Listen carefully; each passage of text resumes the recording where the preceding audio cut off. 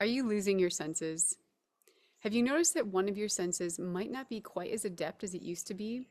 Like maybe you used to be able to hear high-pitched sounds and now you can't really anymore. Or you have to do one of these when you read small print. What often comes along with this are feelings of disappointment, fear, even sadness around the loss of what used to be, and even a disheartening awareness of what you're probably missing. Today, during the Mindful Bird Sit, we're going to flip this story on its head. And instead of focusing on what we might be missing, we're going to celebrate and strengthen what we've already got. Hey friend, welcome to the Mindful Bird Sit. If you're new here, I'm Kristi, and I help people connect more deeply to birds and nature while elevating their skills, boosting their confidence, and helping them to fall more in love with life. If that's something you'd like to do, be sure to subscribe and stick around. You can also check out any number of my online courses like Learning Birdsong or Identify Any Bird Anywhere. All right, let's get started.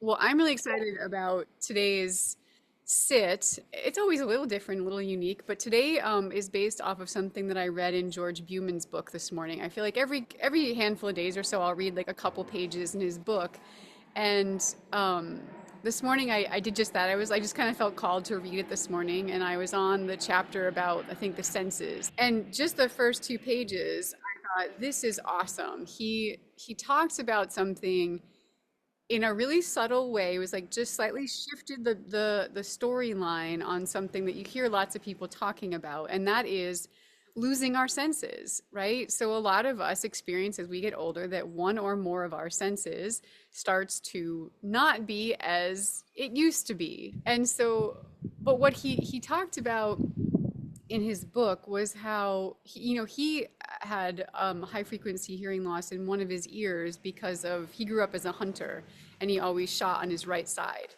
and so he lost the majority of his hearing in his right ear, and so he wasn't able to hear these high-pitched bird songs that a lot of other people could hear, which is so fascinating to me that some of the very best like naturalists and birders out there are people who actually have lost, like Nathan Pipolo. I think there's a couple other like really well-known birders. Oh yeah, Lang Elliott. Like these are really famous, especially bird sound recordists, who don't really have the greatest hearing.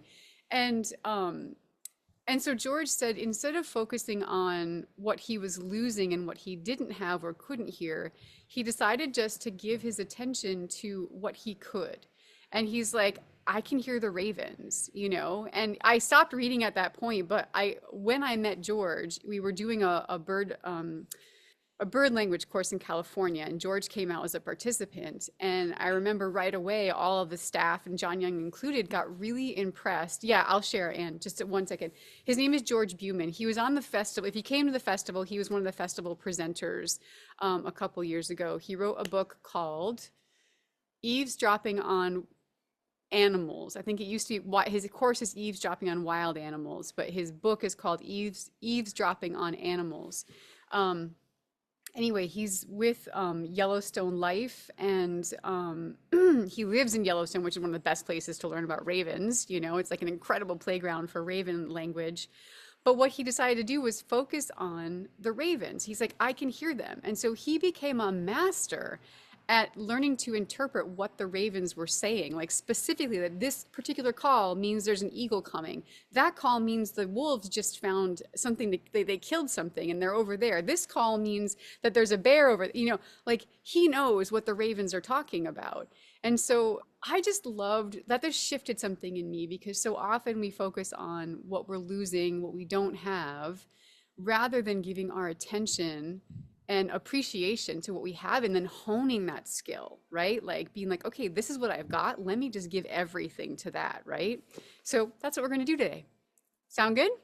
All right, let's get started. So what I'm going to ask you to do is right now, go ahead and choose a sense. Choose the one that you feel like is your weakest sense, or the one that you maybe have lost the most of. So just think about that. For me, some of you might not have to think for too long. Others, just give it a moment. For me, it's my sense of smell, actually. I used to have this really incredible sense of smell, almost to a fault. And I've lost a lot of that in the last couple of years. So today I'm gonna focus on my sense of smell, but others might choose their eyes, their ears, whatever it may be, their sense of touch also. That's another one. So think about that. We have sense of sight, smell, sound, taste, and touch. So you can choose any one of those to be your focal point for today. And then once you've got that, what we're going to do is I'm going to take us through a couple different phases of this practice, and you're going to isolate that sense. And when you, let's say it's hearing, when you hear something, right? Instead of being like, oh, I wish I could hear a little bit more, or what am I not hearing? Today we're going to focus on what we are hearing, seeing, smelling, whatever, and celebrate it, right? So when you hear something, be like, I just heard that. Yes. Like I just heard that bird, or I just heard that garbage truck. That's so cool. And then you're going to ask yourself a second question, like, what is it revealing to me? What else can I learn about that? Can I go deeper with that sound, right? So we're going to take a moment to hear, again, whatever sense you're focusing on. Let's say see something. We're going to focus on if you've lost the near, was it nearsighted or farsighted? If you can't see very close to you, then focus on what you can see that's far away, like strengthen that part of your sight and give yourself to that. So like, okay, great. So what am I seeing right now that's farther away? Oh, look, I can see the trees moving. Yes, I just saw the trees moving. What else can I learn about that? All right, so now we're going to get into it. Get yourself nice and comfy. If you are, depending on whatever sense you're focusing on right now, just make sure that you're able to focus on it. So if you're inside and you're listening, open your window a little bit wider. If you're somewhere outside and you're looking, you're going to be focusing on your sense of sight. Make sure you have a great a view in front of you, something that's going to allow you to really give yourself to that. For me, I'm smelling, and so got the air all around me. All right, so set yourself in your seated position or standing or whatever. I know sometimes Cindy comes in her boat. All right, take a nice deep breath in. And then let it go. Just letting your breath release anything you don't want to hold on to right now, letting it go as you exhale, and inhaling the fresh and the new. Letting go any thoughts, anything that you brought with you, anything that you might have been carrying from beforehand, worries, concerns. For the next little bit, all you have to do is just be here. Just be with me, be with us. So let go of that for just a few moments.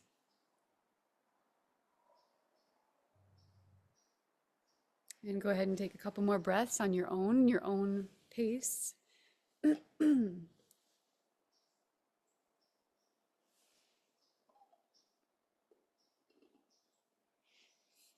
Beautiful.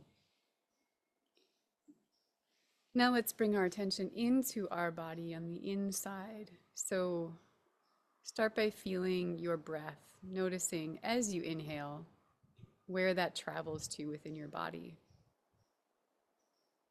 What does the experience of breathing feel like to you?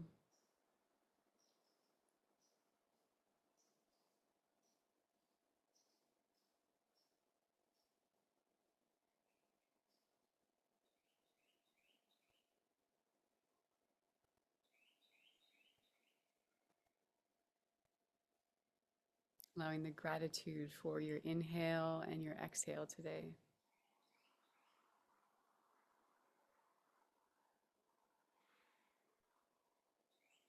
Good work. And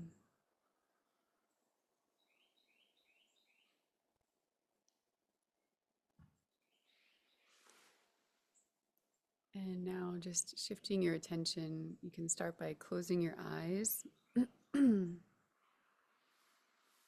Let's just listen for a moment, allowing the sounds that are around us just to come into our awareness. Start with the sounds that are closest, and then slowly stretching out like an octopus's tentacles in all directions, listening to the landscape around you.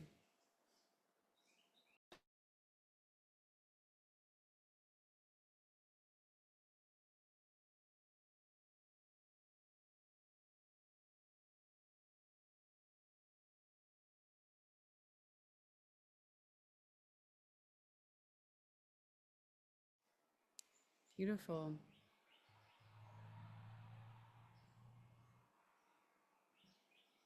Now let yourself feel the air as it touches your skin, noticing where the air is touching your skin right now. What parts of your body can feel that?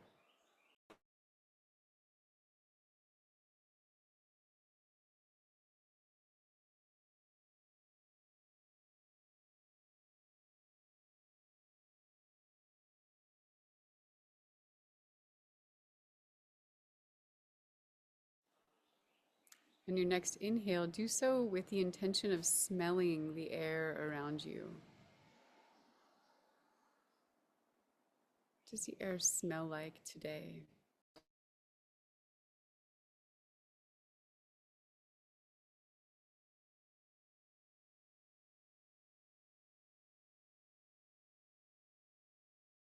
Can you still feel the sensations on your skin and still hear the sounds all around you?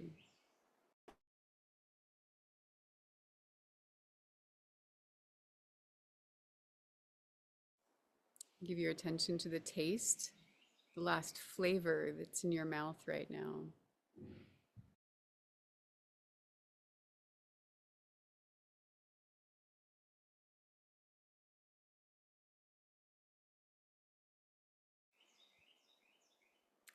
Great. And on the next moment, just gently open your eyes, finding a point off in the distance to look at, and then allowing yourself in your vision to become nice and soft in all directions, above and below, and to each side. And then, like a ripple, just begin to expand your peripheral vision. So stretch your vision as far as you can see in either direction, and then above and below as well.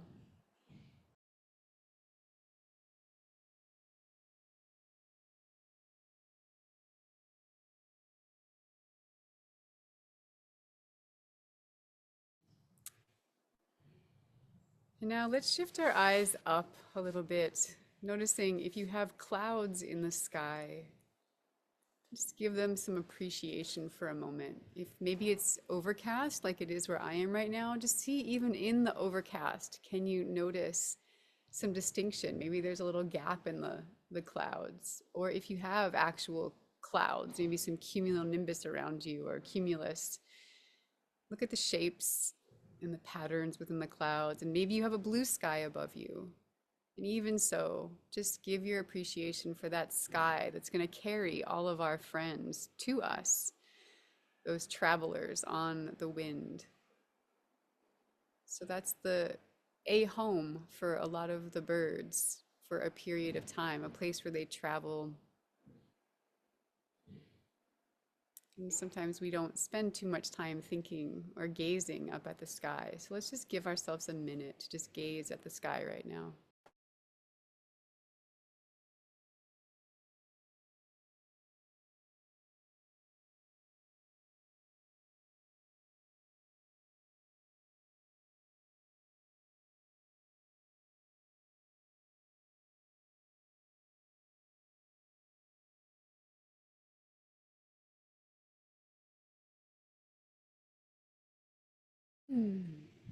Nice work. All right, so we're going to begin our practice by isolating that sense. And what that's going to look like is if, let's say, if you chose your sense of sight that you're going to focus on today, then if you want to and you're comfortable with that, just block your ears for a couple of minutes, because I'm going to give us all like a good couple of minutes to experience this. So you can feel safe in knowing you're not going to miss anything. And if you miss a little bit, that's okay too. So if you're going to focus on your eyes, you're going to block your ears. I don't want you to block your nose because, I mean, you can if you want to, but I want you to still breathe. And then if you're going to focus on your ears, just close your eyes. So we're going to begin by isolating the sense that we want to focus on today, which is our least dominant sense, right? And so for me, I might actually block my ears and my eyes because I'm going to focus on my sense of smell. So we'll let ourselves do this for the next couple of minutes, remembering to congratulate yourself when you sense whatever it is, and then see if you can take that deeper. See if you can find something else that is trying to reveal to you or just is revealing to you. And we'll do this for a couple of moments. So we'll stay in silence for a couple of moments, minutes, I mean.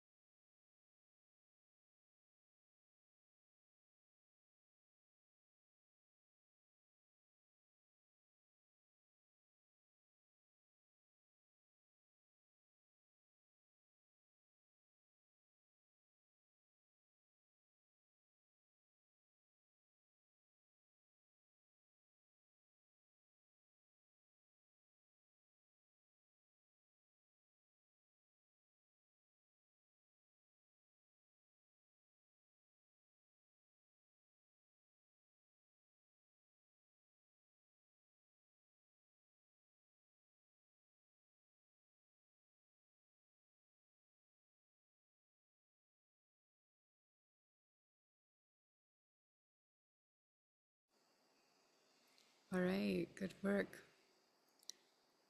So now, if you were isolating one of your senses before, you can now allow all of them to be present. But still, this is the mindful part of our practice now. So now that we're using all of our senses again, we still want to isolate that one sense. So for me, again, it's going to be the sense of smell. So even though I can see and I can hear now and I can feel and taste, I'm still going to do my best to bring my attention to the smells and congratulate myself when I smell something, and then ask myself to go deeper with that awareness. So you might find that you start to wander in a different sense, and that's perfectly fine. So just like a mindfulness practice, bring yourself back to the sense that you're focusing on. All right, and we'll do this for another couple of minutes.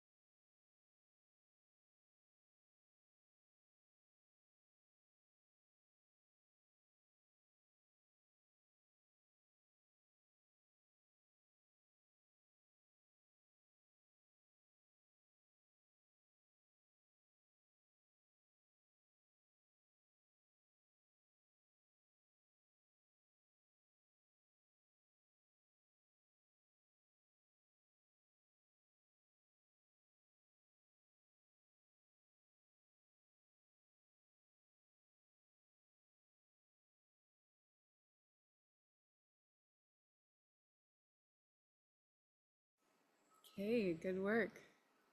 So for our final round, we're going to isolate that sense again. So if you need to close your ears, your eyes, whatever it may be, go ahead and do that now. And let's just give our full attention to that one sense that we're focusing on, remembering to congratulate yourself when you sense something.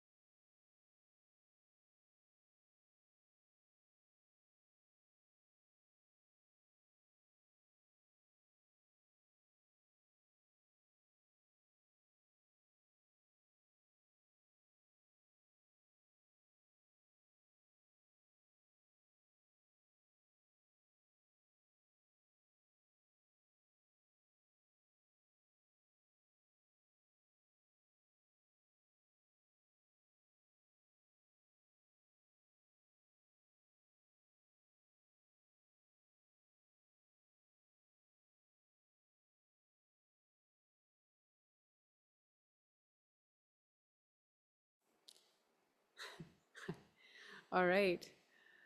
So go ahead and allow all of your senses to engage again.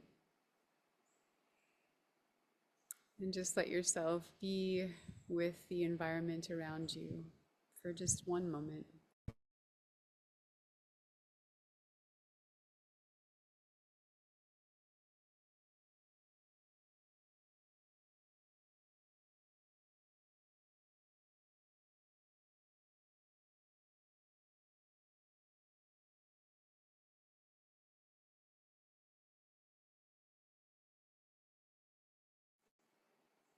Beautiful. So now go ahead and take a moment to offer gratitude or a blessing to any of those ones that you connected with today.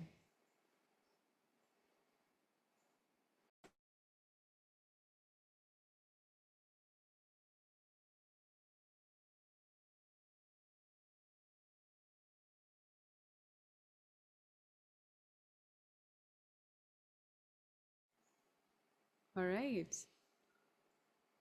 Thank you, everybody, for playing, engaging your senses, coming back to your senses with me today. If you need to head out, thank you for coming. And if you'd like to stay and engage in our conversation, then please do so. Who would like to begin? Who would like to share first? Yeah, Gabrielle, please. I had a really interesting experience.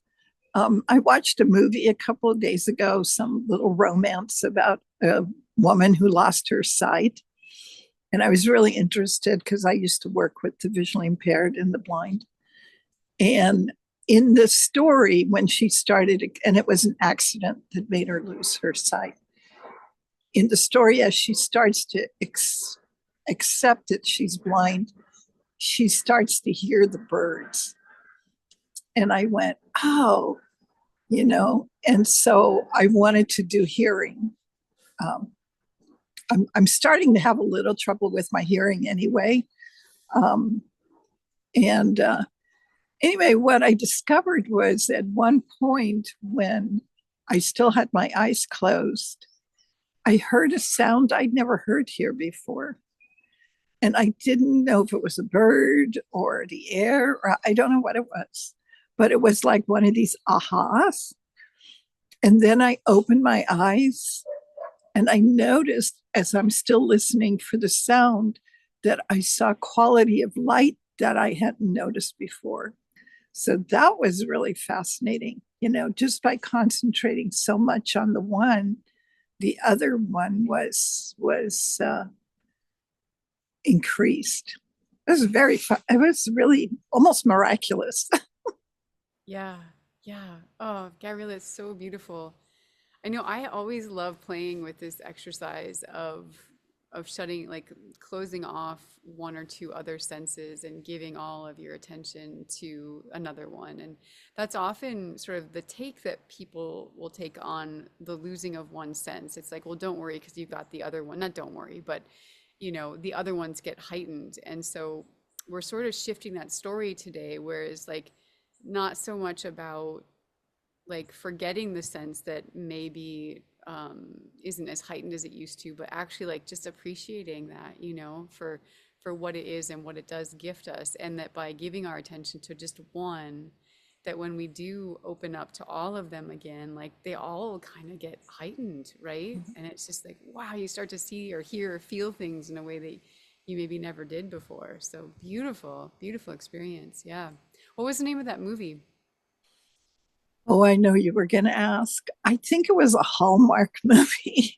And I don't remember what it was called, but it had something to do with blindness.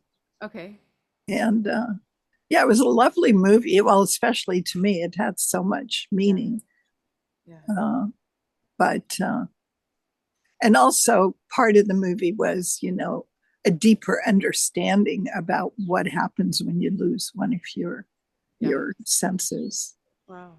Even though I worked with it, for 20 some years, Mm, I didn't get it mm. till then and just now what that meant. Yeah, right. Wow, that is beautiful and profound. Mm. Thanks, Gabrielle. Who else would like to share? Yeah, Anne, please.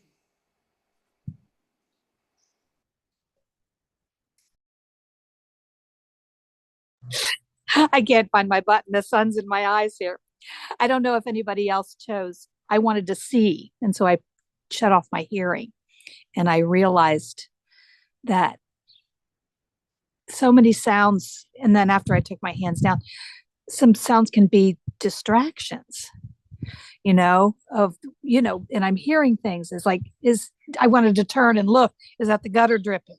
When I'm trying to look and trying to see things. And when I had my ears closed, I saw the car go this way, but I would have heard it all the way down at the corner. And it would have been distraction. Did I need to focus my attention on that car? No. I'm looking here for birds or whatever. Kind of like it when you're in the house and you're reading a book or working on a jigsaw puzzle and the dryer or washer goes off. Did I need that sound? Do I need to stop what I'm doing? Did this sound require my attention? And then so things get so busy. And then I'm looking and I'm thinking, oh, I'm not seeing any birds. I'm not seeing, but what am I seeing? I can see through the hedgerow. I can see the barns through the field, so it was making that sense, like you say, compensate for the others. So I enjoyed that. Yeah, And beautiful. Gabby, I like Hallmark movies sometimes too. They're that sound and that visual distraction. Yep. So Yeah, right on, Anne. Thank you for all of that. Yeah, yep, it's beautiful. I can share. So I was focusing on smell, so I closed off my ears and my eyes. It was really fun. I really enjoyed it. The scents here, actually, the most prominent scents were different versions of gasoline and diesel. Um, but what was cool when I asked myself to go deeper with it, I was able to distinguish the diesel of a truck versus the whatever it's like. It probably is like a pressure washer or someone's got some kind of generator going on in like a neighbor's house a couple houses down.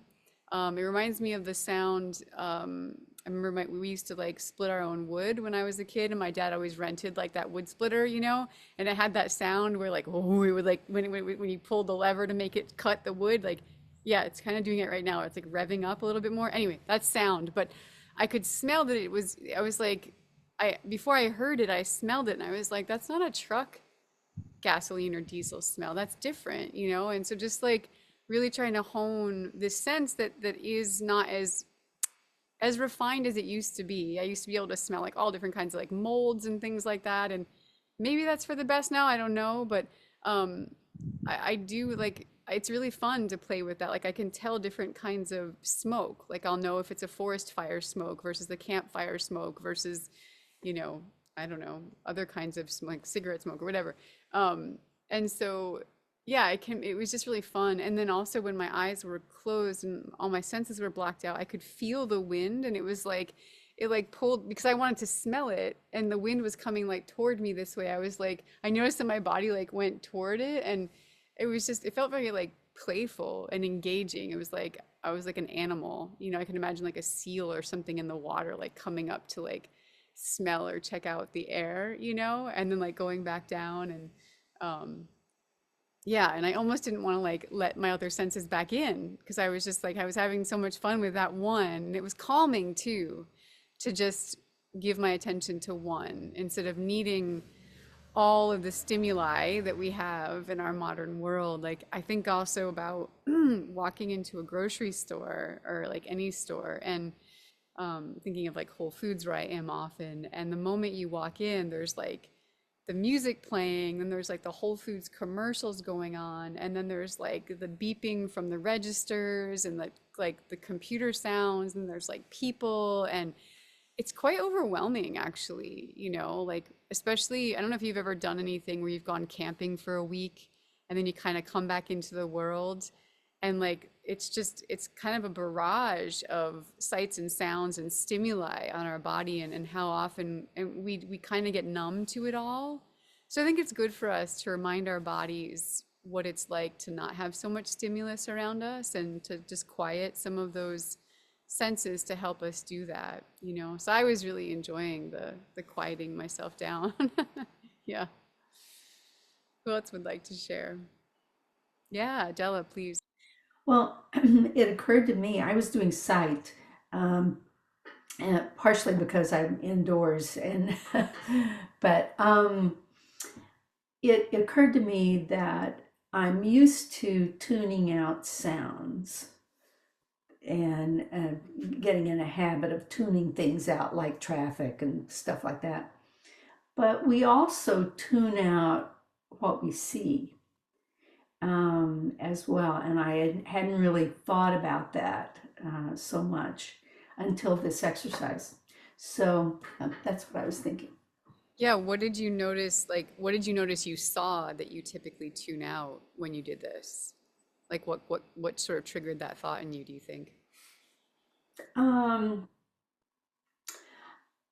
Things it's hard for me to come up with something, but the lichens hanging from the trees, a limb that looks like it's about to fall. um, yeah, just noticing things that changed. The neighbor had landscapers here yesterday, and their garden looks different. And normally I would just not even look at it. Yeah. Yeah, that is beautiful. I think of goals going over. I think of the same thing, like when I'm not giving my attention to my eyes, I don't notice the trees swaying as much or the leaves moving. But when I am really giving my attention to my eyes and like especially sitting in owl eyes, um, I'll see like the subtle movements of the leaves or the branches. I'm like, oh, look, there you are. Like you're right in front of me every day. Like I'm always looking at these trees, but like how often am I not really looking at these trees? You know, I look kind of through them or around them, or if a bird's on them, I'll look at them, but like I don't often like look at that tree, you know? So thanks for that reminder, Della. Really beautiful. Yeah. Who else would like to share? Yeah, Anne-Marie and then Julia. Well, I was also doing smell because I've had so many allergies all my life and a lot of antihistamines going in. So it's definitely reduced. But I also feel somewhat that's reduced in winter because a lot of things are frozen. That I love, like when the Chinook comes, because I can smell on the breeze. So just the other day, it was a little bit warmer in Maryland, and it was like, oh, it feels like a spring breeze. But today, not so much. But I can notice in between wind gusts because we have a lot of deer that go by, and so then I can usually pick up if they've been walking about. Of course, if they've left a lot of deposits and droppings for me. But that I was able to recognize at different times, and just trying to see if there's a little sense of thawing because now we're a little later in our day, getting towards afternoon. I could smell some of the earth a little bit more as it was thawing out. So that was kind of neat to pay attention to, which I don't necessarily do so much in winter when I'm outside because it's harder to pick up specific things. So it was good to focus on that today. Yeah, I love that. And you're so right. There's something really just gorgeous about like the spring and fall times and those scents that emerge from the earth in different ways. And I love that you were allowing yourself to go deeper, like uncover the layers of the scent, you know, like could you smell the thaw? Could you smell the warming of the earth? And also like imagining how many of us do like our brain is receiving all of this, so we are taking it all in. We just might not be consciously aware of it, but there is a part of us that smells or sees or tastes all of this. And but something does start to change in us when we shift our attention to it, when we actually give our focus to these things. So nice work. And I see that it looks like Gabrielle put the name of the movie in there, or someone did. So thank you for that. Julia, it's your turn. Well, I was focusing on smell as well. And like Anne Marie, lots of allergies over years, and it's really degraded. I'm indoors, and I actually make a point not to have fragrances because I've become alert that there are people who are sensitized to fragrances, and so so I don't use any fragrances in cleaning. I use orange for bugs, but that's about it. And so I was trying to smell my coffee. I thought, oh, maybe I can smell coffee. Nah. But what tickled me first, almost immediately, while I was focusing on the smell, I hear the plane going by. And I thought, well, perhaps if we're focusing even on one sense, it may heighten all of them. So I thought, oh yeah, that's whoops, I failed that one. And I do notice though that I notice smells when there's a change. You go into someone's house and they have the plug-in fragrances. And, if I did that, I'd probably notice if I'm outdoors and then I come in. I do notice, I don't know if you all know a clove currant, but when it's blooming in the spring, we have one at our Habitat outdoor classroom. And I mean, you know, you get near that place and you smell this thing and it's just wonderful. So I think I notice change more than not change. And so that I'm going to try to notice more in stasis, I guess. All right. So I enjoyed this. Thank you. Beautiful. Yeah, you bet. Yeah, and I think that's the part of like what inspired me of what George had said, that like when he was given the diagnosis that he was with his hearing and I think his vision also, there was something, he had worn glasses ever since he was young, he said, but um, that he could have easily gotten depressed about not being able to hear and like all the birds he was going to miss and all that stuff. But instead, he turned it around and he was like, well, what can I hear? Like what are the ones that I can hear the ravens, I can hear the jays, I can hear chickadees, I can hear like, some of these sounds. And so I'm just going to get really good and hone my skill at these ones that I can hear.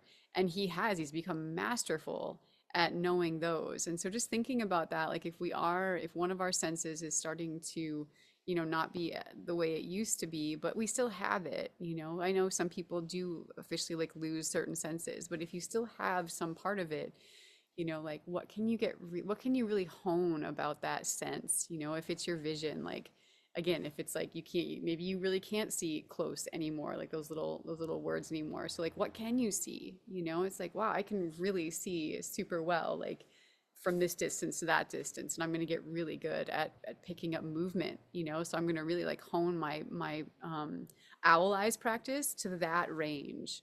I'm not going to like push myself, or I'm not going to like be down hard on myself, like, oh, you should be able to see this, or you should be able to like do that. It's like, no, just acknowledge like, okay, this is where I'm at right now, like what can I really like start to improve upon and start to strengthen, and also celebrate these parts of ourselves, instead of being like, oh, it's too bad I don't have whatever anymore. And of course there is the grief that comes with the loss of something that we used to have and parts of it that we might be missing, but then also like what can we do with what we do have, yeah.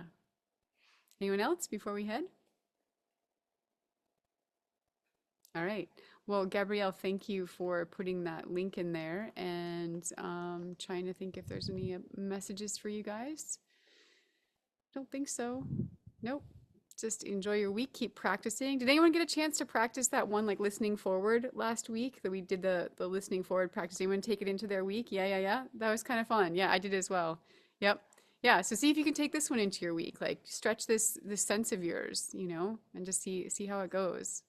We're all becoming like martial artists with our senses, really like think of how much you're practicing all of this and um, in ways that maybe you hadn't ever before. So we're constantly getting stronger and better and just awesomer. We're getting awesomer. All right. Yeah, Della, you had something. Sure. If we've got a few more minutes, I'll talk about a little rare bird, magnolia warbler, has been at my sit spot that I'm working on at the lake, and I just wanted to share the fact that they're very difficult to see. Mm, They're tiny little birds and they do not sit still. They're zip here, zip there, to the ground, up in the trees, behind the leaves, and to get a photo is really, I mean, it takes like, it takes a lot of patience and time to get a photo of them. But in any case, what I do is I am still and I try to go into the uh, the owl eyes, the soft gaze, and I'm just really still, and I breathe, not real big breaths, but gentle breaths, and sense that little bird and find it. It's really difficult to find. And I notice that, people are asking me if I will take them there because it's a restricted area.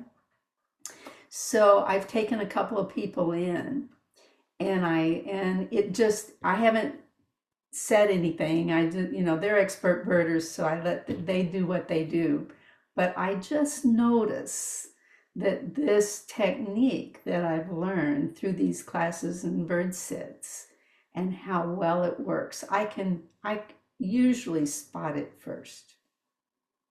Yeah, yeah, yeah, because I'm using this technique. I just, you can't hear it, by the way. It has a tiny, it's not singing, it's not, it's out of its territory completely, and it's a female or juvenile, I'm not sure which, and it's not singing, and whatever sound it makes is going to be a tiny, high-pitched sound that you're probably not going to pick up there because there's so many chickadees and other birds.